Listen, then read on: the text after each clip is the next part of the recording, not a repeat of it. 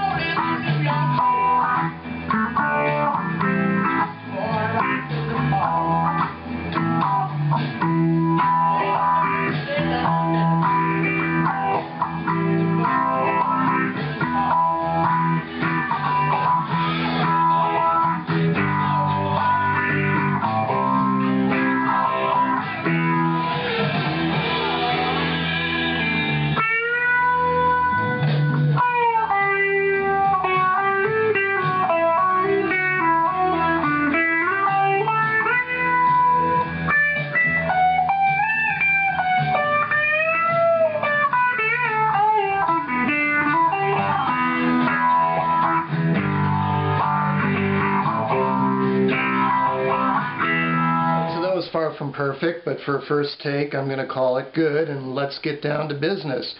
A couple of reasons I picked this song. One, it's a very nice example of how a lot of rock and roll songs meld the major and minor pentatonics in the same song. In this case, E major and E minor, both in the chord progression and the solo. Second reason I picked this is if you're new to soloing, this is a really pretty simple solo to learn, and I hope I'm going to make it easy for you here. So, chord progression, the sort of signature riff of the song is simply an E chord played with that movable A shape,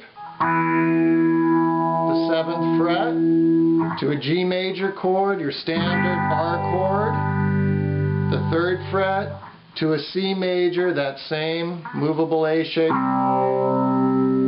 at the 3rd fret, and then back up to the E major at the 7th fret. It couldn't be simpler. There's a little bit of a strum pattern, of course, going on.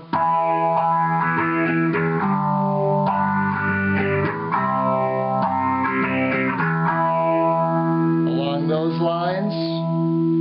And a note on the tone here, supposedly, from what I can glean anyway, Mick Taylor used a combination of a rotary speaker and some tremolo and a wah on the rhythm. I'm not sure if Keith played the rhythm on this or not. Like I said, he played the bass. If anyone knows, let me know. But whatever the case, I'm doing something new. I'm running my Roland Microcube into the Princeton Reverb with a little bit of the phaser setting on the Vox AC30 amp model on the Roland, and then of course adding the tube tremolo from the Princeton. And with this Esquire, of course, in the front position, I've got the cocked wah sound. So it's kind of a little bit of an approximation of that 70s early 70s tone that they had on Goat's Head Soup. So, even if you're a first position chord person,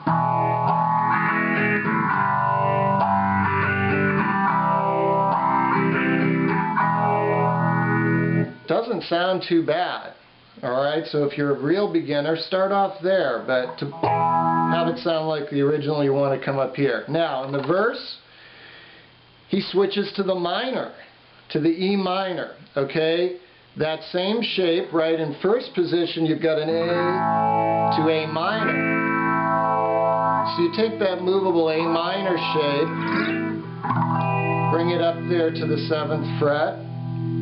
You know that minor shape, remove your pinky, and you're moving this note from an E on the 3rd fret down to a D, which is of course the 7th. in the key of E. So we're making it a minor 7.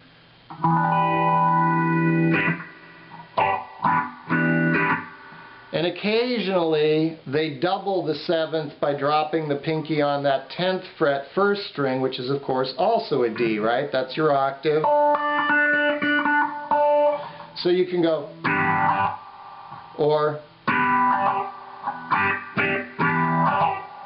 and then there's some little passing riffs that are roughly 7th to 9th fret on the 4th string, and then playing a couple strings 4th and 3rd open on that 7th fret. So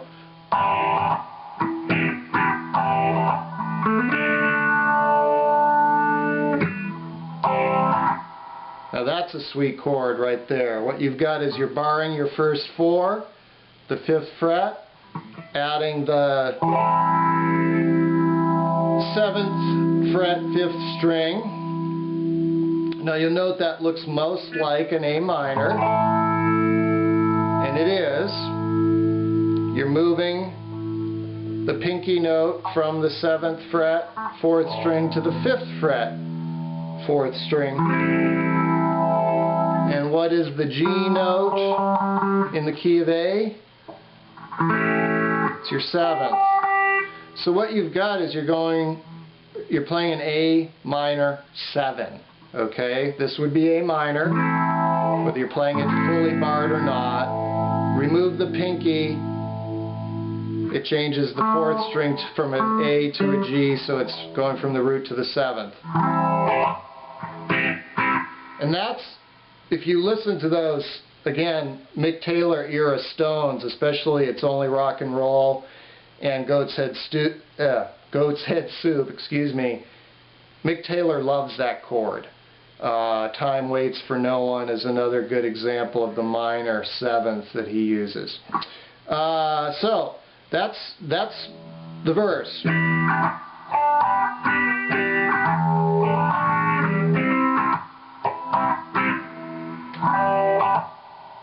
Those two chords. And the strumming pattern varies. So that is the rhythm section for the intro and verse. The solo is a mix of the minor and major pentatonics as well. We're going to come up to that 12th position, octave of the E minor pentatonic. Okay, you know that if you move it down 3 frets, you have the major pentatonic of that same key. And the only place where Taylor really gets out of the minor box is this F sharp note. He hits it at the 11th fret 3rd string, and he also uses it as a passing note up there on the 1st string 13th fret, or 14th fret, excuse me. So the rest of it is strict E minor pentatonic stuff, which is again why I think it's a real easy solo to learn for beginners, or intermediates anyway. Start off at the 14th fret, the 3rd string A note, bend it up a whole step. Release it to that G note at the 12th fret 3rd string. This next part of the solo is, in my opinion, the coolest part, the sweetest lick in the whole solo, and it's also where he incorporates that one note from the E major scale, the F sharp, which is the 9th in the key of E. That's at the 11th fret, 3rd string. He plays this cool little descending lick on that 3rd string that goes like this.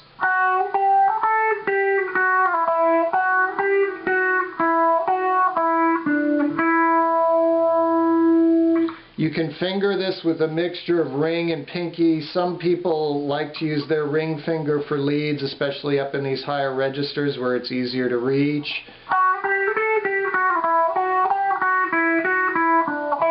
Even, you know, with your middle finger as well. It's up to you how you want to fret it, but finger it. But either way, it's 11, 12, 14, 12, 11, 9, 11, 12, 11, 9. on the 4th string. And I'm picking every note, but Taylor probably does either slides or hammer-ons.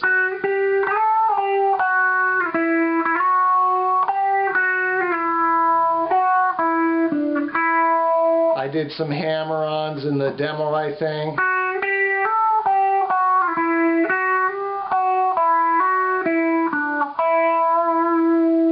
However you want to play it. Mix it up. It's a good place for you to practice your slides and your hammer-ons. The next lick does include a slide. It's 12, 14, 16 on the 3rd string. And that slide is getting him up into the 2nd position E minor pentatonic. And that's what he does. He walks up that. So 15, 17, and then he does a little passing note, that F sharp from the E major. Slide 15, 17, slide back down. Okay, so that whole thing on the 3rd string, 12, 14, 16, 2nd string, 15, 17, 1st string, 14, 15, slide 17, slide back down. And then the D note, 15th fret, 2nd string, bend it up, full step, cut it off, play it again natural, the B note at the 12th fret, 2nd string. And then this last little bit is quick. It's the hardest part of the solo. I rushed it a little bit in the demo because I wanted to get back to the rhythm, but he's got a little bend on both the 14 and 12. All the rest of this is right in the E minor box. You can bend those up or down, doesn't matter. Usually people bend down with their index finger, so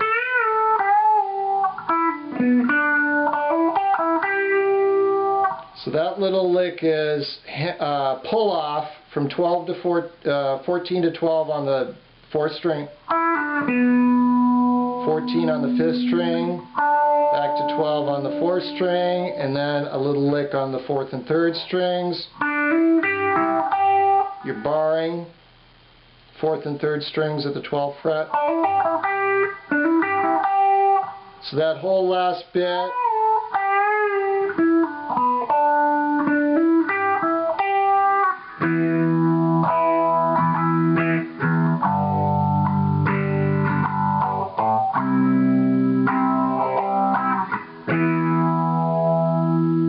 that should give you an idea.